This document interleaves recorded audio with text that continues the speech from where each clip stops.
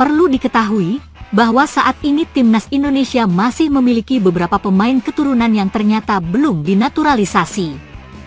Nah, untuk beberapa pemain diaspora yang belum menjadi warga negara Indonesia itu, nanti akan dibahas sebanyak 3 pemain dalam ulasan artikel berikut ini. Jadi, untuk ketiganya memang mereka belum bisa membela skuad Garuda, namun ada prediksi dalam waktu dekat bahwa mereka semua bisa menjadi WNI. Rumor berkembang seiring FIFA Matchday pada Juni. Selain itu, ada kode dari ayahnya salah satu pemain diaspora itu yang tiba di tanah air dan baru saja menjadi mualaf. 1. Miliano Jonathans. Nama Miliano memang tidak henti-hentinya dikaitkan dengan proses naturalisasi. Kendati demikian, Exco PSSI mempertegas belum ada dokumen yang sedang diurus. Namun, dengan melihat ayah dari Miliano yakni Dennis Jonathans yang baru masuk Islam dan jadi mualaf, itu seolah mengartikan ayahnya tengah berhijrah. Termasuk nanti anaknya mungkin hijrah kewarganegaraan dari Belanda menjadi Indonesia lewat proses naturalisasi hingga jadi WNI mungkin pada Juni mendatang. 2. Mauro Zijostra. Pemain berusia 20 tahun ini juga bernasib sama dengan Miliano, yakni Zijostra juga seringkali dikaitkan untuk jadi pemain timnas paling potensial. Mauro sering dikaitkan dengan naturalisasi dan timnas, terutama sejak dirinya menyatakan keterbukaan. Dilansir dari beragam sumber, Mauro tengah mempelajari bahasa Indonesia. Dia rela belajar secara konsisten, sampai berniat ingin ambil kursus bahasa Indo. 3. Tristan Goijer. Nama Tristan juga selalu santer menjadi rumor calon pemain keturunan Indonesia yang bisa dinaturalisasi. Bahkan digadang-gadang rampung pada bulan Juni. Dan ya, Goijer juga bersedia membela timnas dan menjadi WNI, itu pernah disampaikan olehnya pada beberapa saat yang lalu. Selain itu, Tristan menebar kode positif untuk naturalisasi dengan mencetak tato baru di bagian tubuhnya. Tulisannya pun tidak disangka, yakni keluarga. Akhir kata, ketiga pemain dari daftar di atas, baik Miliano, Mauro, Tristan, mereka merupakan contoh dari rumor pemain keturunan yang bisa dinaturalisasi. Terlebih melihat banyaknya kode yang bertebaran, dan juga memiliki banyak faktor pendukung, misalnya ayahnya Miliano yang tiba-tiba masuk Islam dan menjadi mualaf. Dunia sepak bola Indonesia belakangan diramaikan dengan kehadiran pemain-pemain baru hasil naturalisasi, dan salah satu nama yang mencuri perhatian adalah Miliano Jonathans. Pemain muda berbakat ini dianggap sebagai salah satu aset berharga untuk masa depan timnas Indonesia, terutama dengan ambisi besar seperti lolos ke Piala Dunia. Lahir di Belanda dengan darah Indonesia dari sang ibu, Miliano Jonathans adalah contoh sempurna dari pemain diaspora yang bisa memperkuat skuad Garuda. Meski belum resmi menjalani proses naturalisasi, Miliano Jonathans menjadi harapan baru para penggemar untuk berduet dengan Ula Romeni. Karir sepak bola Miliano Jonathans dimulai di Akademi Vitesse Youth, klub yang dikenal sebagai tempat berkembangnya bintang-bintang muda Eropa. Di sana, dia belajar banyak tentang permainan modern dan teknik tinggi, sesuatu yang bisa menjadi keunggulannya jika suatu hari bermain untuk timnas Indonesia. Tidak heran jika banyak yang membandingkannya dengan legenda Belanda seperti pelatih baru timnas Indonesia Patrick Kluivert, mengingat postur tubuhnya yang tinggi dan kemampuan finisher yang tajam. Meski masih muda, potensinya sudah terlihat sejak dini. Pada tahun 2022, Miliano Jonathans memulai karir profesionalnya dengan bergabung ke Vitesse Senior, klub yang bermain di Eerste Divisie, Liga kedua Belanda. Ini adalah langkah penting baginya untuk mendapatkan menit bermain dan pengalaman di level senior. Sebagai calon pemain naturalisasi, dia memiliki pilihan untuk membela Indonesia atau Belanda di level internasional.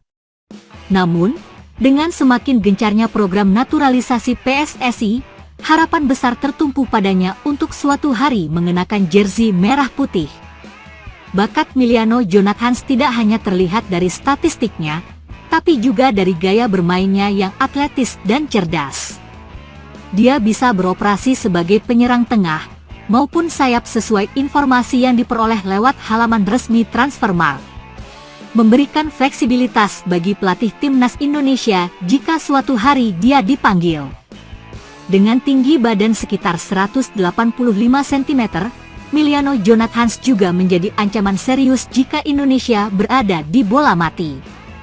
Sebuah aset berharga mengingat Indonesia sering kesulitan mencetak gol dari situasi set piece. Jika dia terus berkembang, bukan tidak mungkin namanya akan bersinar di Piala Dunia suatu hari nanti. Proses naturalisasi Emiliano Jonathans sebenarnya sudah menjadi pembicaraan hangat di kalangan pecinta sepak bola Indonesia. PSSI disebut-sebut sedang memantau perkembangannya, dan jika semua berjalan lancar, dia bisa segera memperkuat Garuda dalam waktu dekat. Jika dibandingkan dengan beberapa pemain diaspora lain, Emiliano Jonathans memiliki keunggulan karena usianya yang masih sangat muda, artinya dia bisa menjadi tulang punggung tim selama bertahun-tahun ke depan. Tantangan terbesar bagi Jonathans saat ini adalah konsistensi. Bermain di Eropa, apalagi di level kompetitif seperti Eredivisie, bukanlah hal mudah. Namun, jika dia bisa terus meningkatkan performa, bukan tidak mungkin klub-klub besar akan meliriknya. Jika itu terjadi, timnas Indonesia akan mendapatkan penyerang berkualitas yang bisa menjadi ujung tombak di ajang besar seperti Piala Dunia. Jeda internasional Juni menjadi angin segar bagi timnas Indonesia. Setelah mengalami keterbatasan waktu di jeda Maret, kali ini Patrick Kluivert berpeluang menggelar pemusatan latihan lebih lama. Pada jeda Maret lalu, timnas Indonesia hanya memiliki 2 hari latihan sebelum menghadapi Australia di kualifikasi Piala Dunia 2026. Hasilnya, skuad Garuda menelan kekalahan telak 1-5. Namun, setelah mendapat waktu persiapan lebih panjang sebelum melawan Bahrain, tim berhasil meraih kemenangan tipis 1-0 di Stadion Utama Gelora Bung Karno. Kali ini, jeda internasional Juni akan digelar setelah kompetisi klub rampung. Hal ini memungkinkan Kluivert memanggil para pemain lebih awal dan menggelar persiapan lebih matang. Liga 1 2024 hingga 2025, misalnya, dijadwalkan menutup musim pada 24 Mei. Dengan jeda 11 hari sebelum laga pertama melawan Cina pada 5 Juni, Kluivert dan asistennya, Alex Pastoor, punya kesempatan untuk menyusun strategi lebih baik dan meningkatkan kekompakan tim. Tidak hanya dari Liga 1, beberapa pemain yang berlaga di luar negeri juga memiliki waktu yang cukup untuk bergabung dengan timnas Indonesia. Nathan Coulon, Swansea City, Ula Romeni, dan Marcelino Ferdinand, Oxford United, akan menyelesaikan musim mereka di divisi Championship pada 3 Mei, kecuali bagi tim yang lolos playoff promosi. Di Italia, Serie A yang menjadi tempat berkarir Jai Izzes bersama Venezia akan berakhir pada 25 Mei. Mayoritas liga-liga Eropa pun akan selesai di kisaran waktu yang sama, kecuali MLS di Amerika Serikat. Martin Paes yang bermain untuk FC Dallas tetap harus menjalani kompetisi domestik, tetapi klubnya diwajibkan melepas pemain untuk membela tim nasional. Dengan kondisi ini, timnas Indonesia bisa memanfaatkan waktu setidaknya 10 hari untuk melakukan persiapan sebelum laga melawan Cina pada 5 Juni dan Jepang pada 10 Juni. Hal ini sangat kontras dibanding persiapan sebelumnya yang terbilang singkat dan berdampak pada performa tim di lapangan. Patrick Kluivert pun menyambut baik peluang ini. Menurut saya, hasil ini baru awal bagi kami. Kami masih punya lebih banyak waktu dan para pemain semakin bermain baik, ujar Kluivert usai kemenangan melawan Bahrain. Lebih banyak waktu latihan berarti kesempatan lebih besar bagi Kluivert untuk membentuk karakter permainan timnas Indonesia. Para pemain juga memiliki peluang untuk lebih memahami taktik yang diterapkan oleh staf kepelatihan. Dengan persiapan yang lebih matang, harapan untuk meraih hasil positif pada laga-laga berikutnya semakin terbuka lebar. Kini, semua mata tertuju pada bagaimana Kluivert dan tim memanfaatkan momentum ini. Jeda internasional Juni bukan hanya sekadar agenda pertandingan.